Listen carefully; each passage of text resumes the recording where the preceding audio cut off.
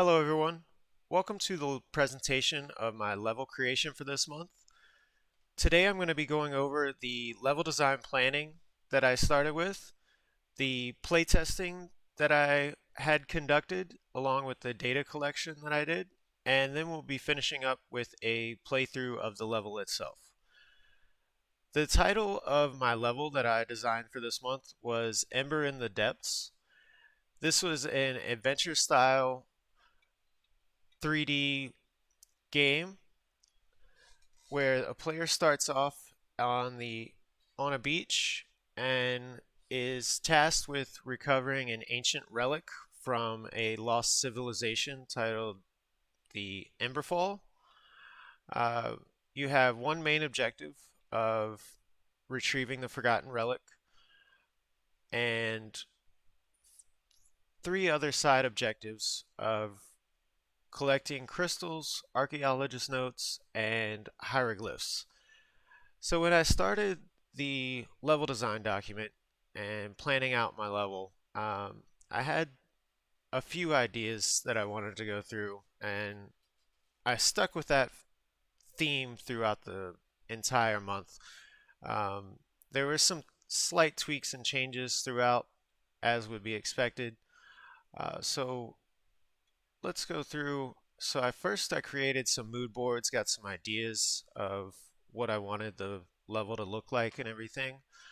Uh, Starting off on a beach with a cave entrance, kind of desolate, and I wanted to have like a dramatic transition from starting on a serene little beach going into this eerie mystical kind of cave, um, where you come in to a big opening of a cave floor, um, and then the three different paths I wanted to have was the cave floor, an upper area of crystal caverns, and then a lower area of magma chambers, and have each one be very distinct and different.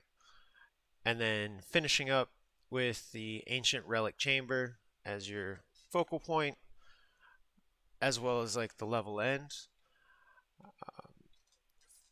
As I mentioned earlier, main objective retrieving the forgotten relic.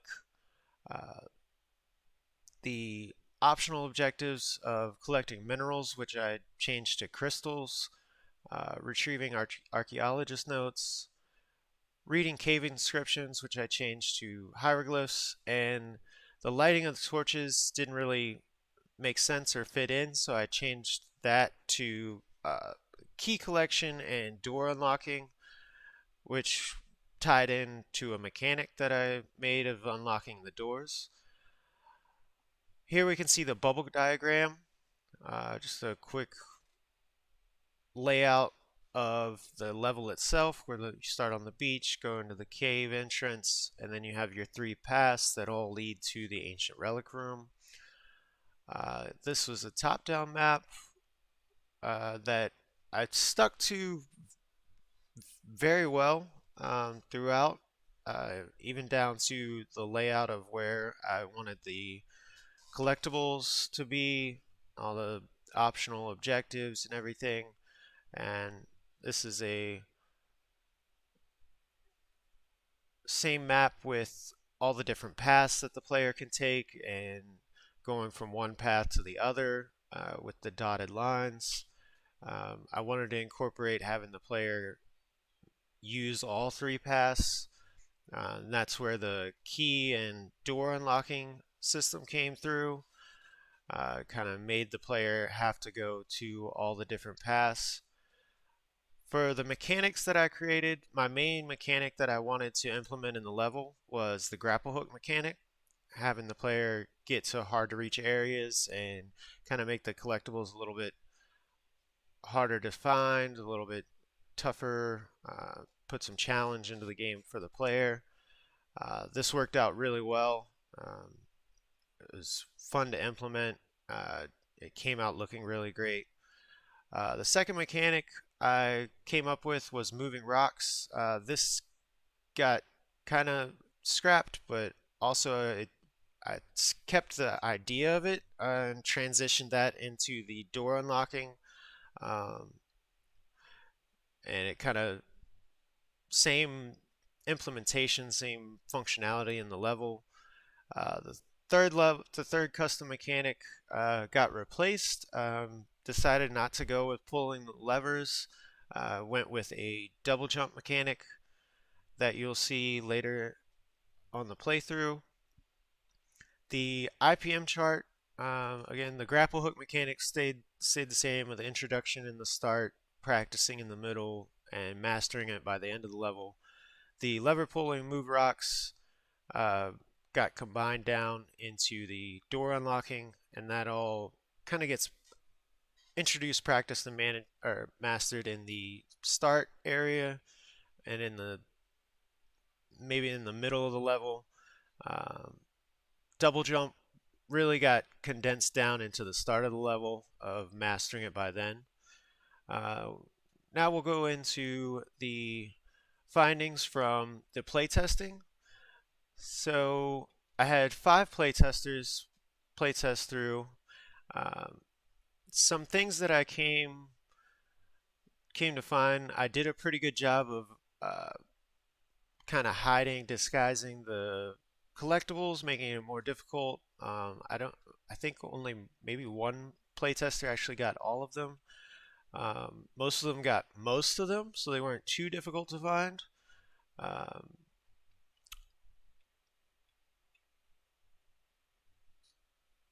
it was seemed that the notes were definitely the easiest to find.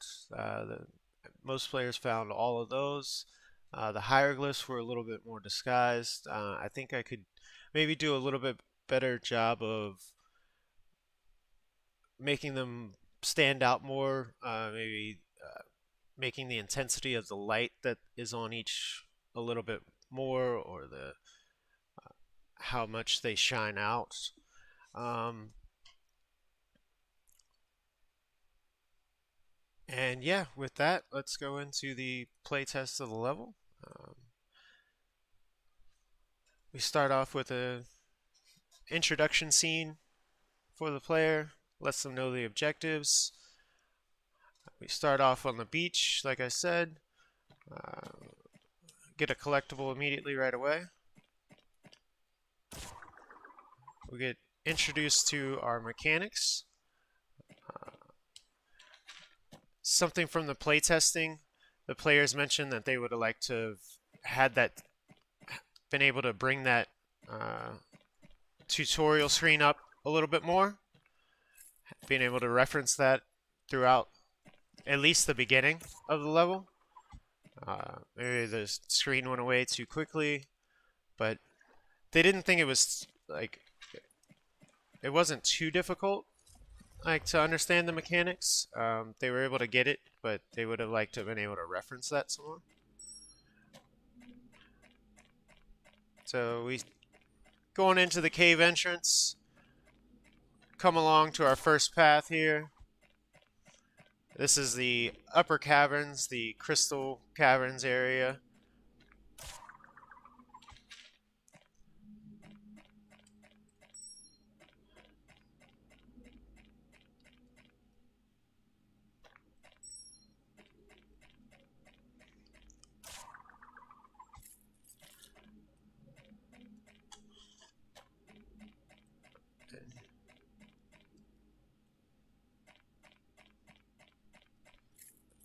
Um, that is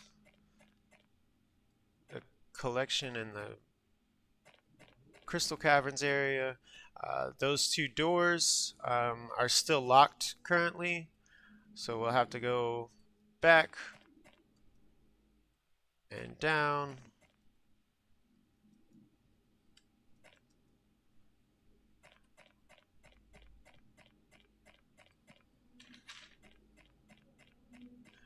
It actually works better if the player goes into the magma chambers first and is able to unlock the door right there.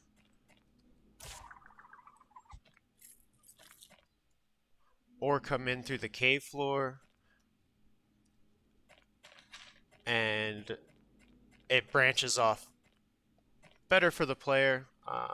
I could maybe do a little bit better leading the player to the cave floor first.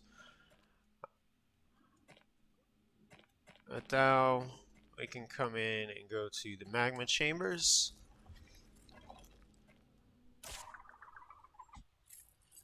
I think this was probably the player's favorite area in the playtesting, as it made it a little challenging. The lava down there on the floor kills the player if they were to fall into it, so it makes mastering the grapple hook mechanic and the double jump quite imperative to get through here. Now we come to the ancient relic room with a couple final collectibles and our ancient relic that triggers the cutscene and gives you your data collection information of what you did from the level. And that would be everything. All right. Thank you all for watching. I hope you all had a great day.